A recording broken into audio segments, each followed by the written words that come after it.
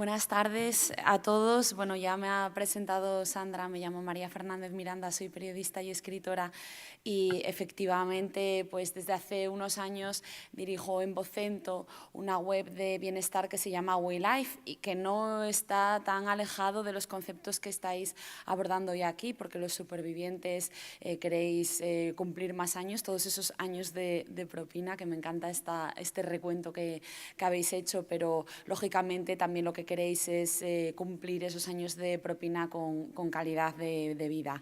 Gracias a mi amiga Sandra Ibarra por contar conmigo. Es un placer contribuir en lo que pueda, poner mi pequeñísimo granito de arena para esta increíble labor que realizas, por la cual te felicito.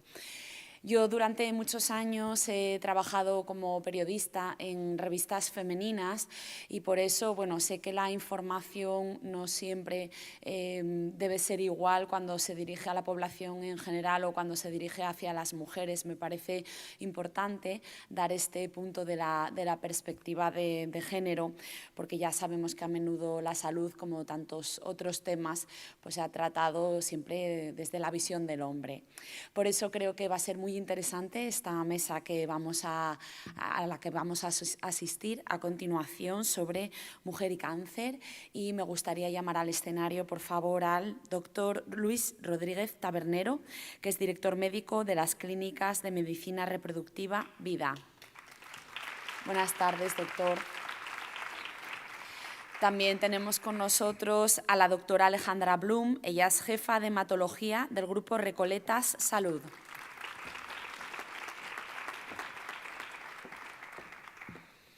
Llamo también a la doctora Isabel Gallegos, oncóloga médica en el Instituto Oncológico Recoletas Salud.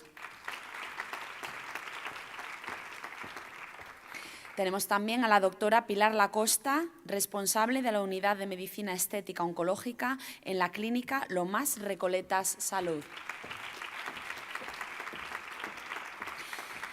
Y por último contamos con el testimonio de una superviviente que, como dice Sandra, al final son las personas más importantes aquí. En este caso hemos invitado a Lola Callejo, es maestra jubilada y en 2018 le diagnosticaron linfoma de Hodgkin. Hola, Lola.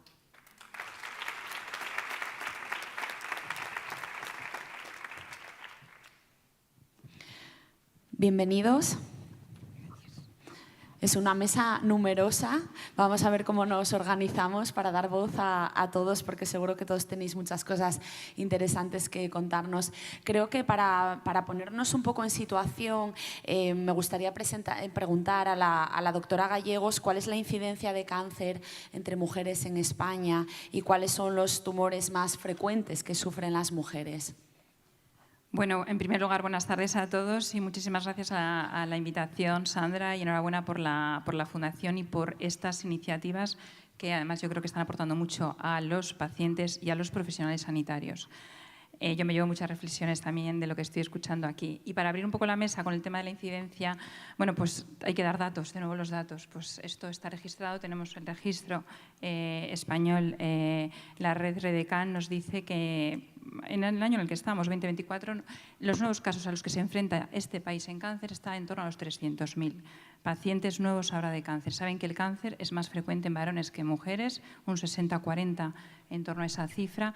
Y cuando hablamos y nos ceñimos a mujeres, el número de casos, el primer número de casos nuevos va a ser el de cáncer de mama, que todos saben, más de 36.000 mujeres se enfrentan de nuevo a este cáncer. En segundo lugar está el cáncer colorectal y en tercer lugar el cáncer de pulmón, que ha subido en este escalón, pues por desgracia, porque la mujer desde los años 70 se adhirió al hábito tabáquico de forma muy llamativa y estas son las consecuencias que estamos viendo. Y se espera que esto ocurra, las consecuencias del tabaco, en otros tumores como cavidad orofaringea y cáncer de vejiga. Decir también que, bueno, pues a pesar de estos números casos de nuevos, la prevalencia está aumentando porque la supervivencia aumenta, es decir, ya no solamente son los casos nuevos, sino los que coexisten con los casos de pacientes supervivientes, y esto es así porque, bueno, pues todos saben que gracias a los nuevos tratamientos y a los nuevos diagnósticos precoces también está aumentando la supervivencia y eso hace que coexistan a la vez más tumores, mujeres más prevalentes que sobreviven al cáncer, ¿no?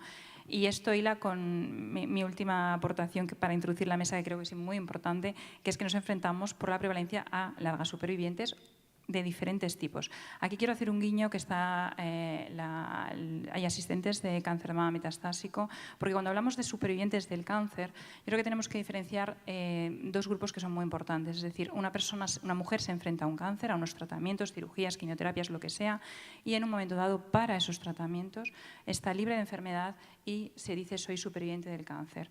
Pero existe un modelo que está cambiando y que cada vez tenemos más en cáncer de mama, pero en otros tipos de tumores.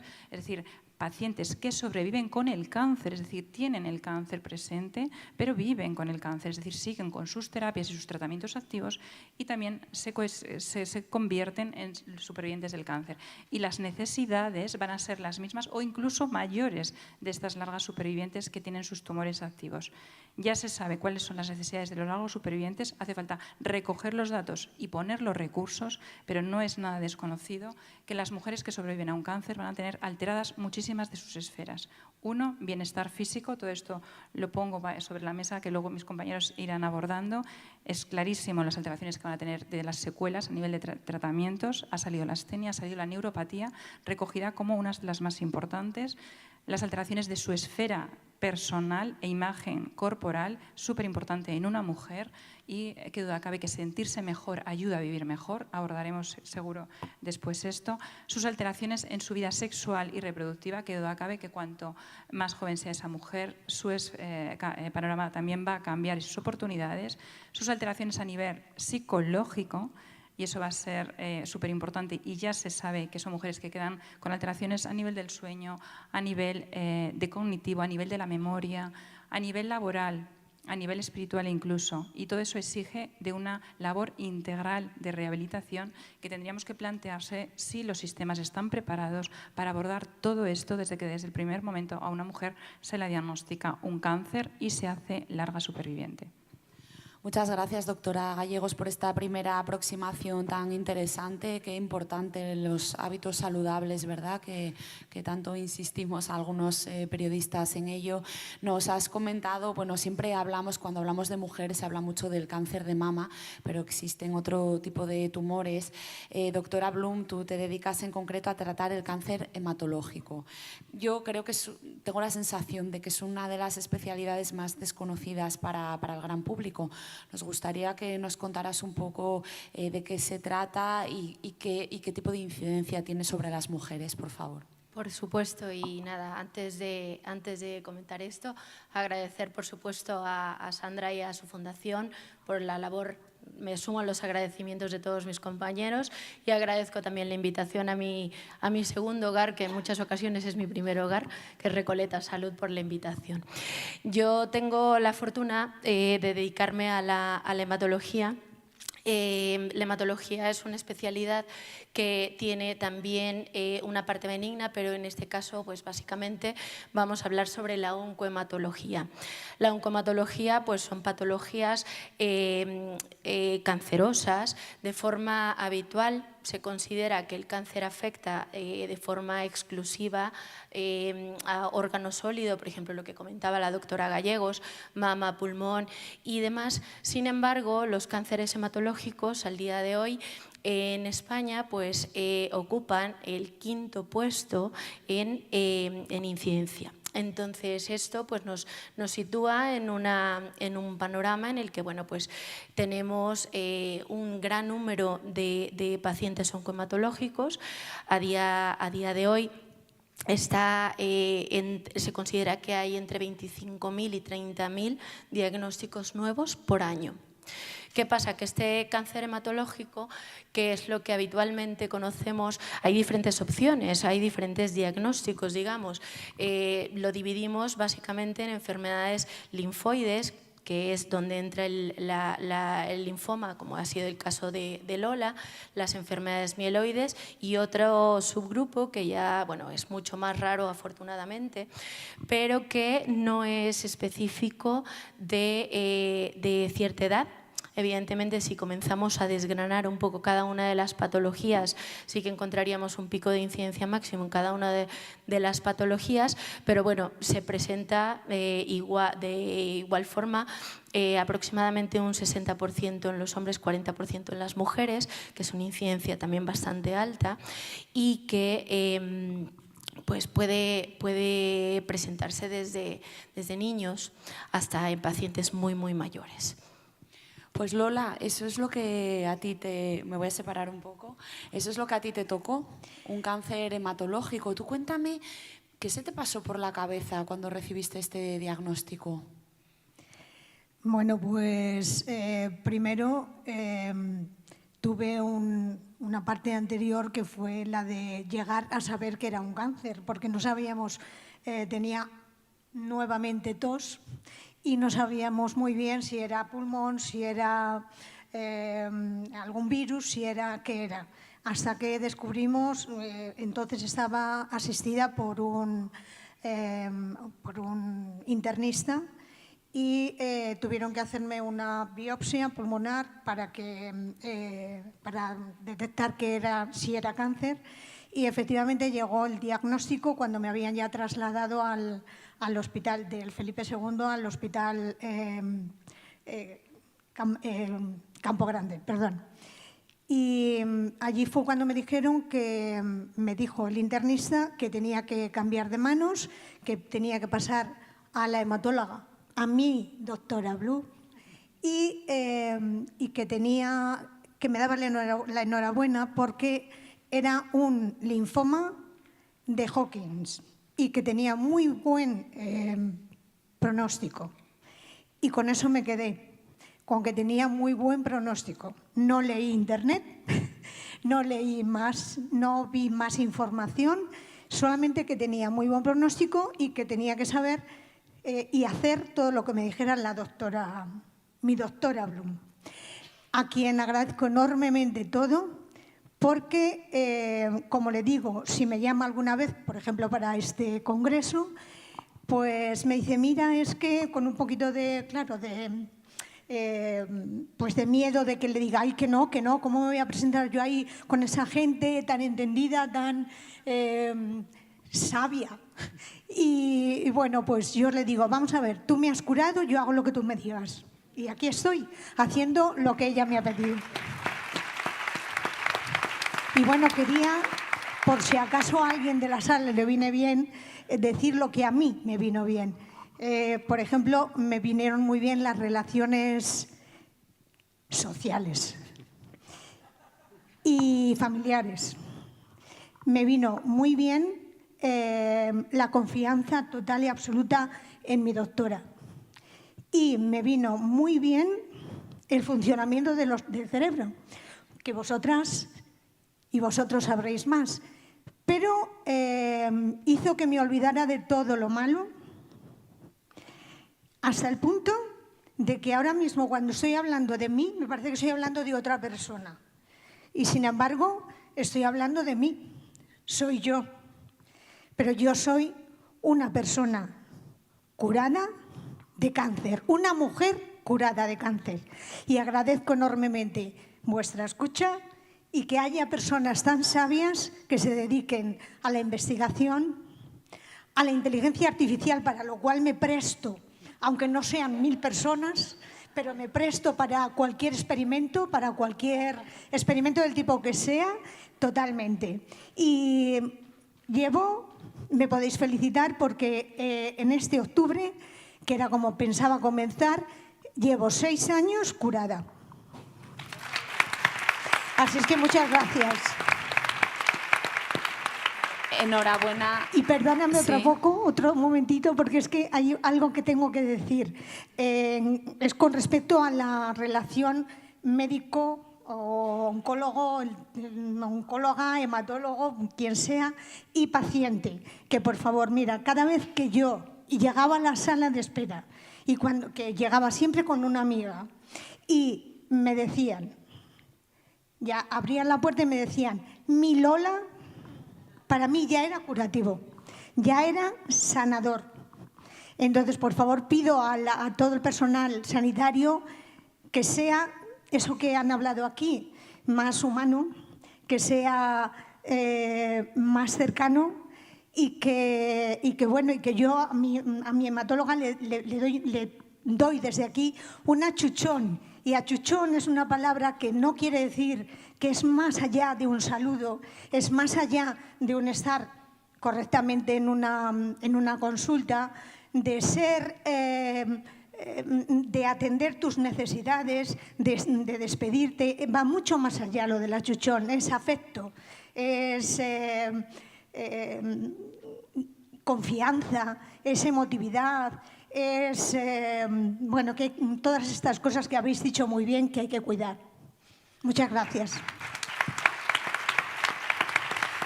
Realmente es conmovedor, ¿no? Como hablas de tu doctora. Cuidado con estos compromisos que estás asumiendo aquí en este escenario, que dices que todo lo que te pida se lo vas a dar. A ver si te va a tocar el euromillón y le vas a tener que dar la mitad a la doctora. Se lo doy. Se lo doy porque puedo, me ha curado. No, si no estuviera aquí, no podría ni aunque me tocara el euromillón por la UNED, por la distancia, pues no se lo podría dar. Bueno, pues fuera de bromas, es verdad que estás introduciendo términos muy interesantes, ¿no? Como el de las relaciones sociales, la actitud, la confianza, porque el cáncer no va solo de sobrevivir, ¿no? Hay muchas otras cosas en juego y pienso, por ejemplo, en todas esas mujeres jóvenes que ven comprometida su fertilidad. Yo afortunadamente no soy paciente de cáncer, pero sí soy paciente de endometriosis y eso a mí me impidió ser madre porque porque cuando a mí me tocó no había protocolos para prevenir la fertilidad. A mí me alegra mucho y sé que Sandra ha trabajado mucho en este tema para que las pacientes jóvenes que aún no han sido madres, pues se les ayude a preservar su fertilidad y a esto se dedica el doctor Rodríguez Tabernero. ¿Qué opciones hay actualmente? Bueno, buenos días a todos y también reitero el agradecimiento a Sandra y a su fundación. Y yo creo que a todos los profesionales que estamos aquí, yo creo que estamos acostumbrados a ir a congresos médicos y a hablar mucho de medicina, pero muchas veces se nos olvida lo que es el punto de vista del paciente. Es verdad que ya con más frecuencia en los últimos congresos están yendo pacientes a contar sus experiencias, pero en ningún caso como en este. Y lo importante que es la humanización, el trato y todos esos problemas que a veces se nos pasan desapercibidos y que nosotros nos centramos solamente en, no, ya está curado, ya he hecho el tratamiento.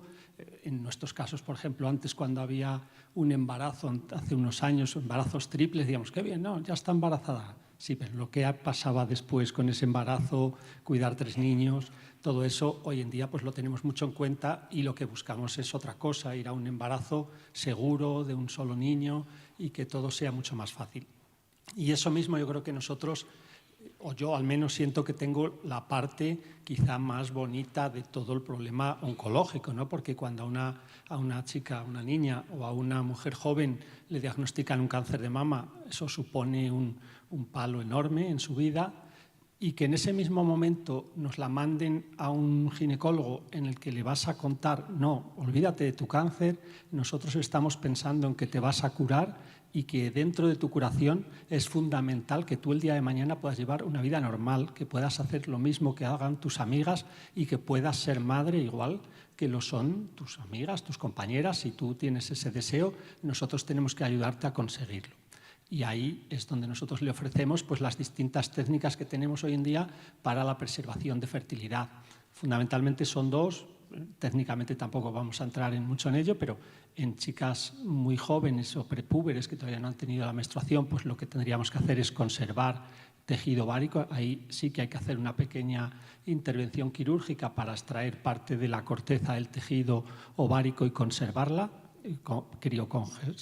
para que en el futuro la podamos utilizar, y lo que es más extendido, mucho más sencillo, más fácil y más rápido, que es lo que estamos haciendo en la mayoría de las mujeres cuando ya han tenido la regla, cuando ya han tenido menstruaciones, que es hacer una estimulación del ovario para vitrificar los óvulos, vitrificar los ovocitos, y que en el día de mañana, cuando ellas lo necesiten, su oncólogo les haya dado permiso cada vez se lo dan más pronto, porque estamos viendo que no solamente tener un embarazo, como antes pensábamos, puede ser perjudicial para un cáncer de mama, sino que al contrario, el pronóstico no empeora, incluso puede ser, en algunos trabajos ponen en duda que incluso pueda ser beneficioso, pues poder hacer ese tratamiento de fertilidad y conseguir que esa mujer superviviente a un cáncer oncológico pues pueda ser madre.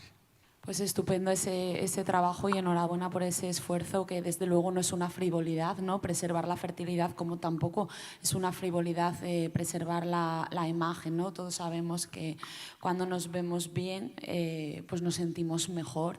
Y doctora Lacosta, es a lo que tú te dedicas. Me gustaría saber, desde tu punto de vista, ¿de qué manera afecta a una mujer eso, verse sin su melena, verse sin cejas? ¿Cómo puede afectar en el proceso de curación esas cosas que son secundarias pero no son tan secundarias? ¿Y qué hacéis para ayudarlas? Bueno, antes de comenzar, por supuesto, dar las gracias a la Fundación y también al Grupo Recoletas por haber contado conmigo, porque acabo de aterrizar en este grupo. Sí que es cierto que el físico afecta muchísimo a la calidad de vida de las personas, no solamente de las mujeres, también de los hombres. Desde la medicina estética oncológica lo que pretendemos es minimizar esos efectos secundarios. Cada vez hay más supervivencia, cada vez la gente vive más y además te reclama esos cuidados médico-estéticos, cosméticos y recuperadores y regeneradores con los que vamos a intentar minimizar efectos adversos y estigmas de este proceso. Bueno, la OMS te dice que la salud, la definición es el bienestar no solamente físico, sino psíquico y social, y no solo la ausencia de enfermedad. Desde la medicina estética lo que intentamos es dar ese bienestar a través del poder curativo de la imagen. Os quería preguntar a los cuatro, porque esta mesa redonda se ha titulado Mujer y Cáncer. ¿Creéis que hay alguna diferencia, más allá de lo que hemos hablado, obviamente, de la estética oncológica o de la fertilidad, digamos, en la manera ya más de conducta de afrontar una enfermedad como el cáncer, cuando os encontráis ante un hombre o ante una mujer? Indudablemente que sí. La respuesta es que sí, pero eso es como la vida misma. Quiero decir, los hombres y las mujeres somos distintos, gracias a Dios. Pero en relación con la enfermedad, desde el primer momento y ya en la comunicación es diferente muchas veces, aunque hay que individualizar, todos los casos no son iguales. En general, la mujer es mucho más comunicativa, es decir, a la hora de enfrentarse a las cosas, al menos es más de querer saber, es más de preguntar, e incluso si el paciente es un varón y es ella, la acompañante es ella la que se preocupa por la salud del varón en ese sentido, es decir, porque bueno, pues históricamente también ha podido asumir ese papel de cuidadora o ese rol y se ve más como en ese papel, pero de forma global pregunta mucho más y preguntas estructuradas, es decir, yo diría que es una mujer que pregunta por opciones de tratamientos, por sus pronósticos, qué plan va a seguir, opciones de mejoría estética, por ejemplo, quiero hacerme estos cuidados, cosas que, por ejemplo, los hombres en la mayoría de las veces no preguntan, ¿no? El hombre pregunta en general poco, yo diría que poco. Y nosotros, como profesionales, sobre todo sí que tenemos que poner sobre la mesa sobre todo el tema de los efectos secundarios, porque sabemos que están ahí, en los efectos secundarios, y si ellos no lo ponen sobre la mesa, nosotros sí que tenemos a veces que tirar un poco de ello para, bueno, pues para encontrar ese clima, ¿no? de que ellos nos lo comenten, ¿no? Sobre todo con los tumores urológicos, por ejemplo, que sí que hay secuelas, pero yo creo que en general la mujer expresa mucho más las inquietudes, las dudas, las preguntas, las propuestas, las opciones. Y eso es algo que se ve en la sociedad, es mucho más mediático en las asociaciones de mujeres de cáncer, ¿no? Que, por ejemplo, que en los varones. Entonces es una realidad, ¿no? Quizás sería bueno también inculcarlo. Doctor. Ay, perdón, doctora Blum, que se iba a arrancar. Nada, sin problema. Yo estoy totalmente de acuerdo con Isabel. Creo que a día de hoy es una responsabilidad nuestra el ofrecer y el informar de forma integral a los pacientes y evidentemente a las pacientes de todos los aspectos que van a cambiar en su vida, y gran parte de esos aspectos van a repercutir pues, de una forma muy importante tanto a la paciente, pero también sobre todo a los cuidadores. Habitualmente, lo que decía Isabel, si tenemos algún paciente que es diagnosticado, por ejemplo, con un linfoma, con una leucemia, y tiene la suerte de tener o bien o a su mujer o alguna hija que lo cuide, yo he notado una mayor implicación, sobre todo las dudas que presentan, el cariño. No quiero decir que los hombres no lo hagan, evidentemente no podemos separar de forma radical esto, pero sí creo también que las mujeres, bueno, pues estamos muy implicadas en ello. Bueno, yo como experiencia en el tratamiento oncológico de los hombres pues no tengo, ¿no? Porque me dedico solamente a la parte ginecológica. Yo sí que creo, claro, lógicamente en nuestro caso es fundamental, la mujer es la que... Nosotros hacemos también preservación en los varones, pero en realidad la preservación en los varones es mucho más sencilla, mucho más fácil y se llevaba ya haciendo desde hacía mucho tiempo. Era un poco injusto que la preservación seminal se venía haciendo desde hacía un montón de años, más de 40 años, y sin embargo la preservación oncológica en el caso de las mujeres pues se ha empezado a hacer relativamente hace poco tiempo. Estamos hablando que de los últimos 15 años y sobre todo con muy buenos resultados en los últimos 12 años o 10, ¿no? Entonces yo creo que esa es la principal diferencia. Se preservaba a los varones y sin embargo en las mujeres no se preservaba. Es verdad que no, en este caso no creo que fuera una situación machista o de género, sino que las técnicas en ese momento no tenían un resultado adecuado en las mujeres y sí era muy fácil en los varones. Doctora Lacosta. Pues en mi consulta está claro que todavía hay muchísimas más mujeres que hombres. Claro. Realmente, fíjate que hicimos el máster de Medicina Estética y Calidad de Vida en el paciente oncológico porque nuestras propias pacientes empezaban a tener procesos oncológicos, pero querían seguir estando igual de guapas que siempre y evitar esos efectos secundarios que generalmente aparecen en la piel. Da igual el tratamiento que utilices, siempre al final te va a afectar algo la piel. Entonces, hicimos además un grupo, que somos del grupo de expertos de medicina estética en el paciente oncológico, soy de la junta directiva, y estamos haciendo precisamente eso, divulgación de cómo se puede estar igualmente guapo y cómo la medicina estética puede ayudar al proceso antes, durante y después. Antes, cuando te dicen tienes cáncer, cómo puedes aconsejar al paciente sobre qué cosméticos puedes tener, cómo puedes preparar esa piel para recibir todos esos tratamientos. Durante, por supuesto, con un cosmético que te pueda proteger y qué puedes hacer y qué no hacer. También ayudamos mucho en el tema de la nutrición, porque en nuestras consultas también hablamos sobre el tema de la nutrición, algo que me parece fundamental, junto con, como se hablaba antes, el sueño y, por supuesto, el ejercicio. Me parece que eso tiene que estar dentro de la oncología integrativa, que seguro que Isabel sabe muchísimo de eso, pero vamos, que la medicina estética está ahí precisamente para fomentar esa protección de esa piel. Y luego, por supuesto, después, una paciente cuando ya te han dicho,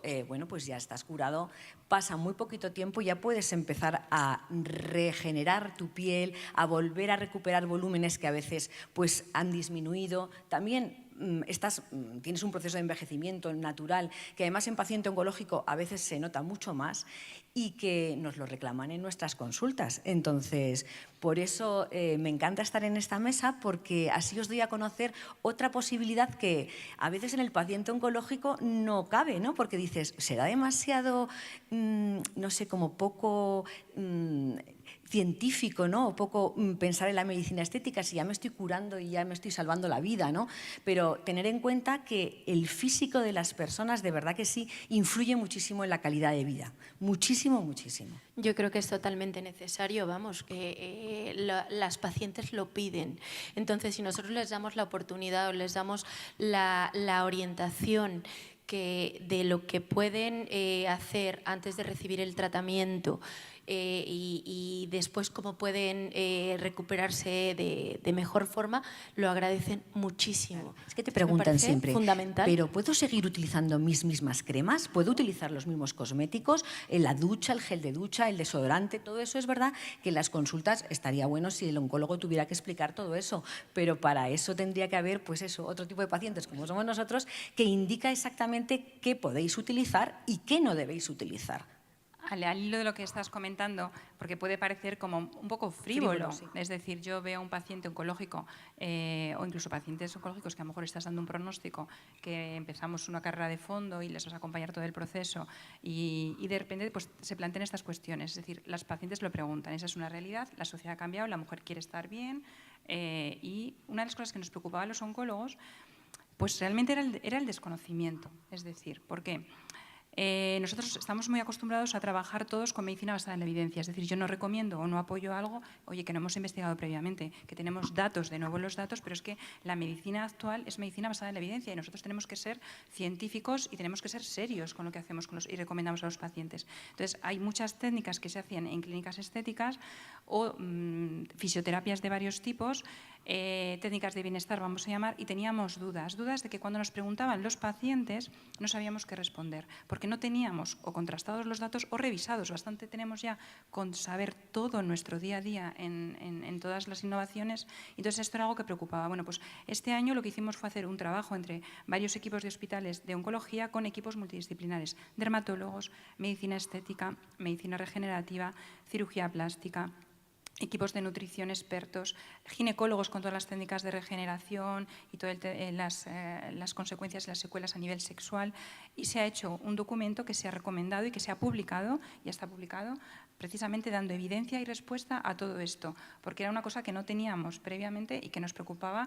¿Puedo hacerme radiofrecuencia o radioláser? Pues miren, no lo sé, pero mi obligación es saber o documentarnos si podemos recomendar con seguridad que esto es compatible con los tratamientos que nosotros estamos haciendo. Y eso ha sido pues, algo que nos ha servido y yo creo que va a servir también para las pacientes. Pues gracias a los 4 por hacernos entender que el cáncer en las mujeres va mucho más allá del cáncer. Y me gustaría cerrar esta mesa pidiéndole a Lola que nos diga, supongamos que está aquí una mujer a la cual le acaban de diagnosticar un cáncer del tipo que sea, ¿qué frase de aliento le darías? Una frase muy cortita, un mensaje muy corto, ¿qué le dirías? Pues prácticamente lo que he dicho antes, salir mucho, aunque no se tengan ganas, pero salir, quedar con amigos, con amigas, desde el desayuno hasta el último vino, vamos, que tomarais antes, aunque no sea vino, pero estar allí, estar presentes con compañía, con buena compañía, desde luego yo descubrí en el aspecto social unas personas que estaban a mi lado, pero que no las había visto como las vi en ese momento, como me hicieron sentir tan acompañada, bueno, pues que no podía pedirles más. Entonces, por favor, que salgáis, que tengáis firme confianza en vuestro sanitario, en vuestro personal sanitario, incluso no sanitario, porque yo no he hablado de la Asociación de Cáncer, que también me ayudó, porque yo iba a hacerme una analítica y en la analítica también lo tenía asociado con la quimio y resulta que, aunque no fuera quimio, yo pasaba por el mismo pasillo para hacerme la analítica y tuve que dejar de pasar por ese pasillo y hablar con la psicóloga de la asociación. Bueno, que en 2 palabras, lo que se ha dicho aquí, lo del equipo multidisciplinar, que es importantísimo, y las relaciones humanas, la humanización del sistema sanitario en general, y bueno, yo lo extendería a lo global, porque también es muy importante ir a la farmacia y que te atiendan de forma adecuada, o ir a la cafetería y que te atiendan de forma adecuada en todas las partes. Nosotros tenemos que ser los primeros que atendamos de forma adecuada. Muchas gracias. Pues muchas gracias. Nos quedamos con ese mensaje de Lola, a rodearse de buenos profesionales, de buenos amigos, a pintarse los labios y a la calle. Sí. Muchas gracias. Gracias a vosotros.